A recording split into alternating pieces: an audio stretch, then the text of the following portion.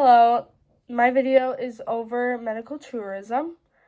The key points that I found from the Forbes article over medical tourism, the first one is the cost effectiveness of medical tourism.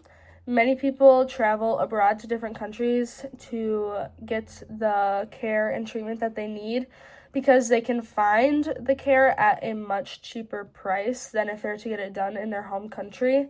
And sometimes they can even combine the treatment with a vacation, and it can still ultimately cost less than getting it done in their home country. The second one that I think the article highlights is how some countries have fewer restrictions over if you can get care done. Like sometimes patients can get denied treatment if they're too old or they have too high of blood pressure. But if you travel to different countries, that can give you the opportunity to still get the care that you need without being denied because you're too old or you have too high of blood pressure. So they can find ways to get their care even if with less restrictions. The third one is they can get care like cosmetic surgeries or other care that is restricted in their home country or even illegal in their home country. It provides a way for people to receive the treatment that they want or they need in a location where it is legal and they can get it done. What I found most significant about the TED Talk and the primary message, I think the message was that medical tourism has shifted how healthcare is accessed and delivered in our world today. The first factor, and just like the other article highlighted too, is the economic and financial factors. How if you travel abroad, you can find the treatment and care you need for a much lower price. And as it gets more expensive, as medical treatment gets more expensive in our world today, a lot of people are looking to get it for much cheaper. The second one is health disparities and brain drain. We talked about health disparities in chapter 19. And medical tourism kind of contributes to this health disparity all around the world. As people travel abroad for medical treatment, it can lead to brain drain, which the TED Talk lady says or defines it. That brain drain is when there's a shortage of skilled medical professionals due to doctors moving to wealthier countries and the increased demand for medical services abroad. And then this can create the challenge in local healthcare systems, making it harder for them to care for their patients and diseases and just their local population. And the third one is the lack of transparency in legal issues.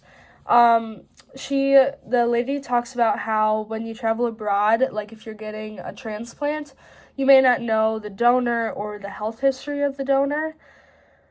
So you kind of lack that transparency there. And then also different countries have different standards for their medical procedures, patient cares, or regulations. And this can make it difficult for patients to know what to expect or how they're going to be cared for and if their treatment really is safe and reliable. And then finally, I researched about dental tourism because I'm going into dental for my career, so I thought it would be kind of interesting to read about. Dental tourism is traveling to a different country to receive dental care, and it's usually because it can be significantly lower in other countries. In the U.S., a dental implant can cost anywhere from $3,000 to $4,500, which is really expensive. But in other countries known for dental tourism, like Mexico, Costa Rica, or Thailand, it can cost $1,000 to $2,000, so significantly cheaper. And the benefits is it costs less, but you still receive the high quality and reliable care because a lot of professionals have been trained or went to school in the U.S. or Europe. For specifically dental tourism, they have a wide range of services from routine checkups to implants or other complex treatments. The recovery time for treatments can vary depending on what kind of treatment you get. For a more complex treatment, it can take up to weeks to recover.